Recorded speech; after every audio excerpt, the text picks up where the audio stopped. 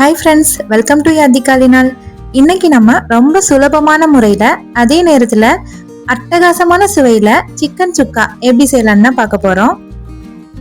இந்த சிக்கன் சுக்கா ரொம்ப ரொம்ப டேஸ்டாக இருக்கும். எல்லா விதமான சாதத்துக்கும் அட்டகாசமாக இருக்கும்.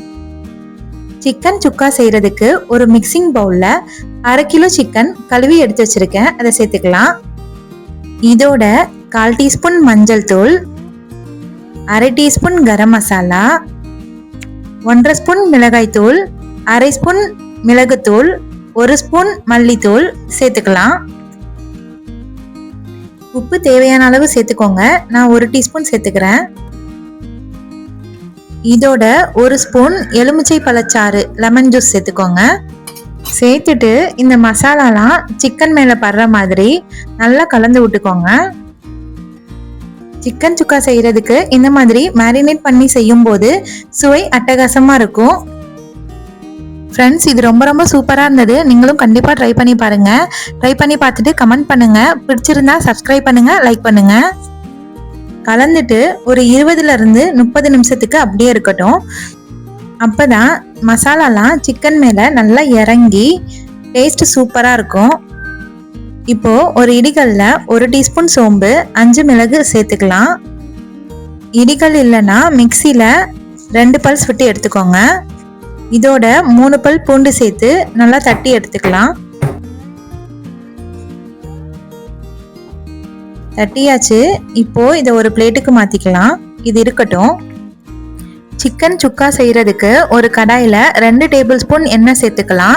இந்த ரெசிபிக்கு எண்ணெய் கொஞ்சம் அதிகமாக தான் தேவைப்படும். எண்ணெய் நல்லா காஞ்சதும் 2 மீடியம் சைஸ் பெரிய வெங்காயம் கட் பண்ணி வச்சுருக்கேன். இந்த மாதிரி நீளவாக்கில் கட் பண்ணிக்கோங்க.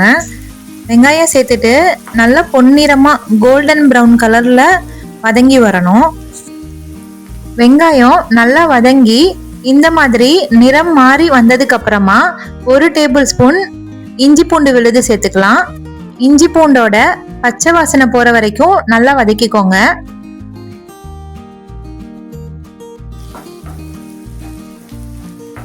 இஞ்சி பூண்டோட பச்சை வாசனை போனதுக்கு அப்புறமா நம்ம தட்டி வச்சதை சேர்த்துக்கலாம். தட்டி போட்டதை கொஞ்ச நேரம் எண்ணெயிலேயே வதக்கிட்டு மேரினேட் பண்ணி வச்ச சிக்கனை சேர்த்துக்கலாம். இன்னைக்கு நான் 20 நிமிஷத்துக்கு மேரினேட் பண்ணேன். 20லிருந்து 30 நிமிஷத்துக்கு மேரினேட் பண்ணால் போதும். சேர்த்துட்டு நல்லா கலந்து விட்டுக்கோங்க.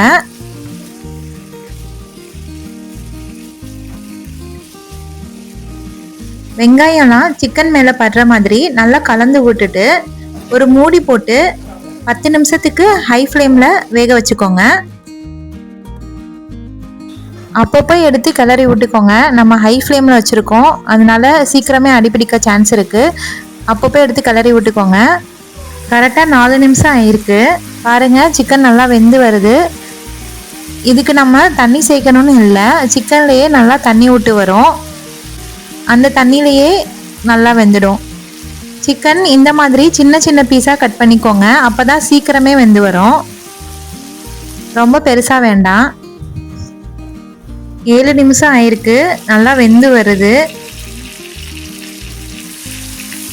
அப்பப்போ இந்த மாதிரி எடுத்து நல்லா கிளறி விட்டுக்கோங்க. இப்போ 10 நிமிஷம் ஆயிருக்கு. பாருங்க, சிக்கன் சூப்பராக வெந்து வந்திருக்கு. இனி நம்ம மூடி போடாம மீடியம் ஃப்ளேம்ல ஒரு 5 நிமிஷத்துக்கு சிக்கனை வேக வைக்கலாம். இல்லைன்னா சிக்கன் வேகிற வரைக்கும் வேக வச்சுட்டு கடைசியில் 1 டீஸ்பூன் நெய் சேர்த்து நல்லா கலந்து விட்டுக்கோங்க. அவ்வளோதான் ஃப்ரெண்ட்ஸ், சூப்பராக சிக்கன் சுக்கா ஈஸியாக ரெடி ஆயிடுச்சு. இந்த ரெசிபியை நீங்களும் கண்டிப்பாக ட்ரை பண்ணி பாருங்கள். இன்னொரு வீடியோவில் பார்க்கலாம். Tata, bye by.